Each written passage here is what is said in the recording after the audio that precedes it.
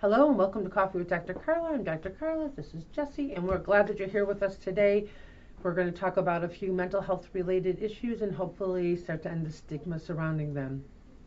So as you and I have talked numerous times, you have been very open about the fact that the reason why you're doing what you're doing is your own addiction recovery journey and how that all transpired. Yes. And so I thought that it would be good for our listeners to hear about your journey so that perhaps they might see some of themselves in it and, you know, hopefully find some hope. Yes, yeah.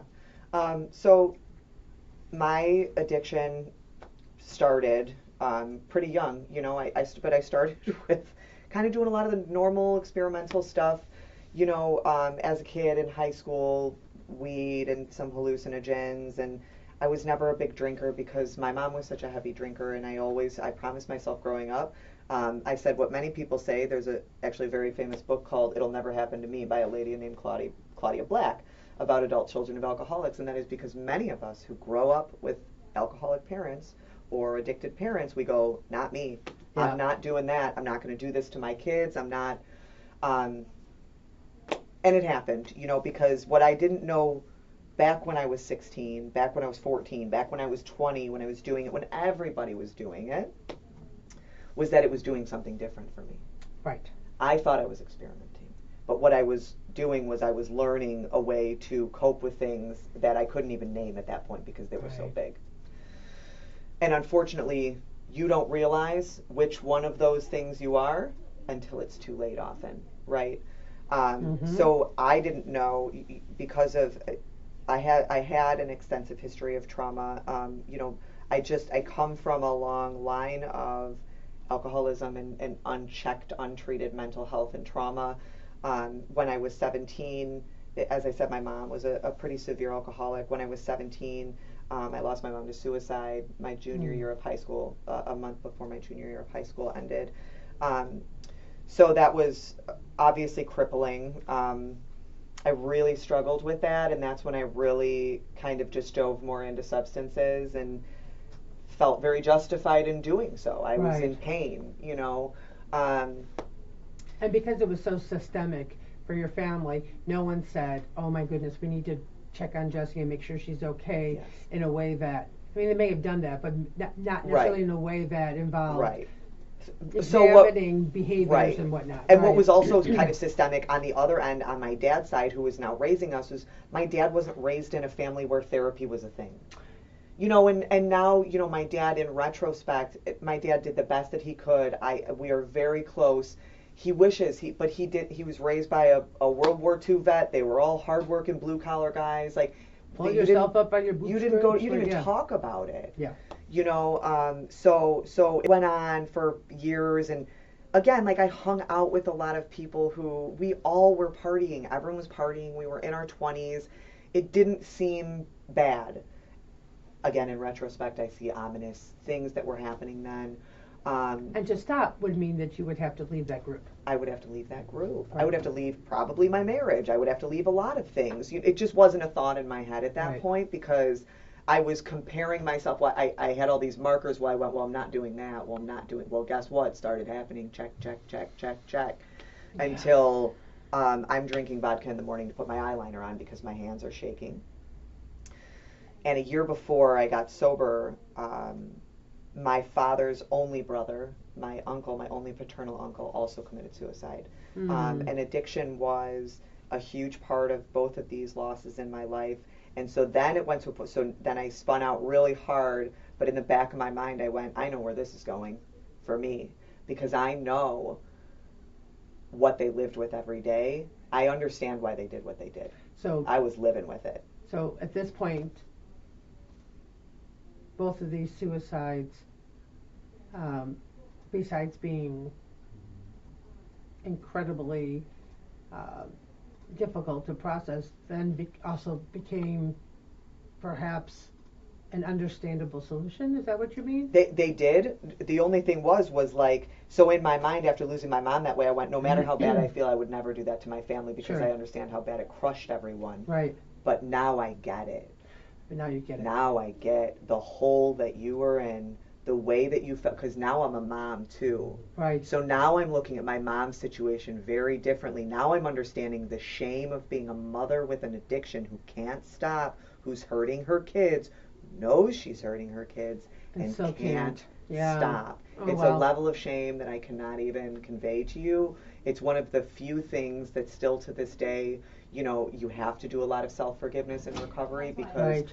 you know, a lot of the trauma, and maybe we don't even think about this as much, especially as an outsider, a lot of the trauma for people who get really far into their addictions, yes, a lot of them have trauma that was inflicted on them by others, but a lot of their trauma is the things that they did. Sure. Which is maybe all those worse. Impulsive, compulsive, risky Yes. behaviors that come Yes. about because hurting we are the people using. you love. Yeah. Right.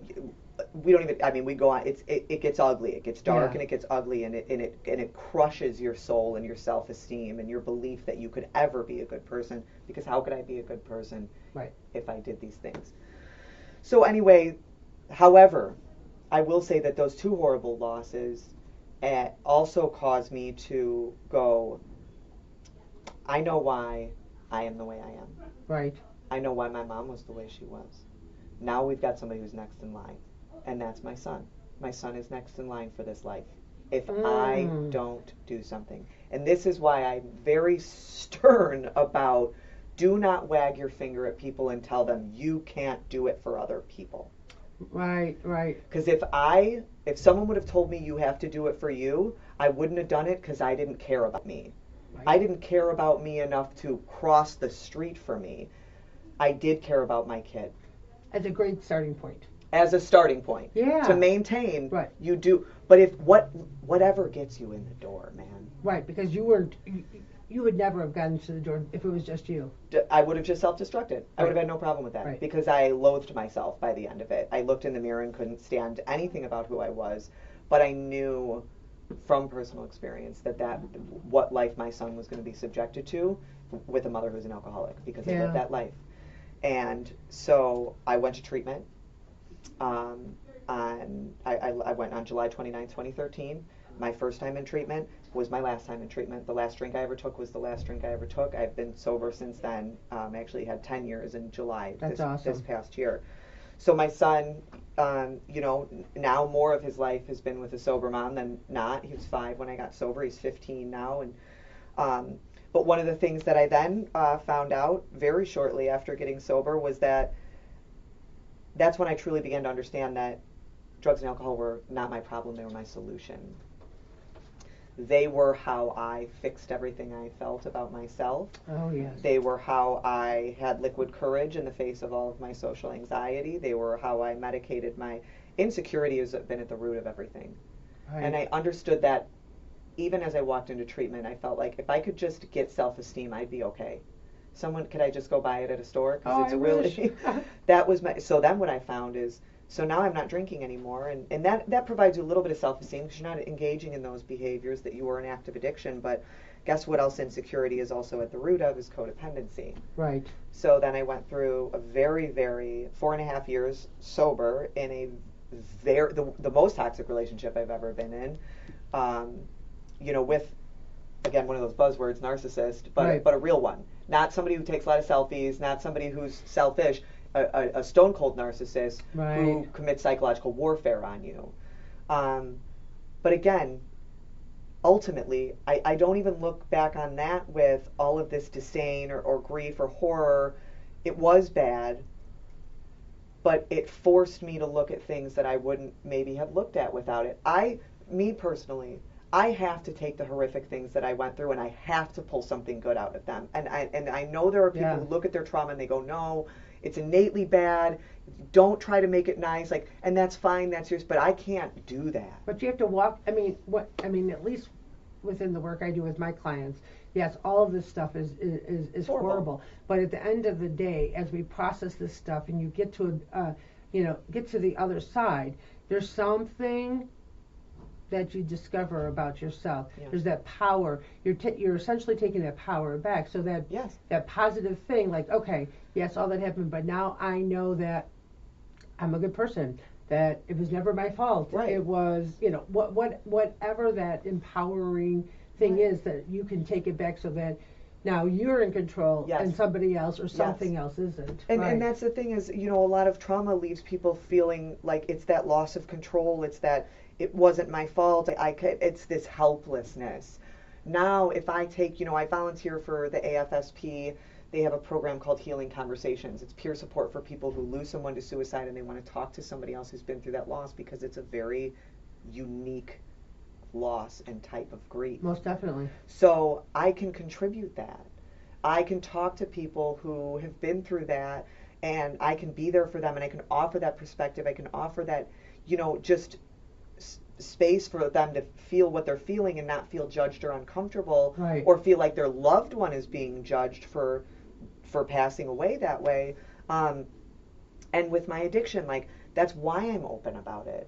I'm not, I'm always going to be open about it, because there are people who are dying every single day because of the shame and the stigma associated with it.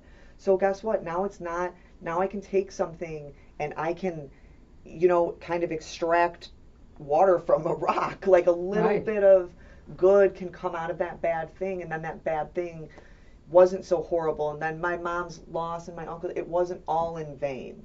Right. It's how I can honor somebody in the best way I can think, instead of, my other option was I was destroying myself in my mom's name, and what a horrible way to remember her.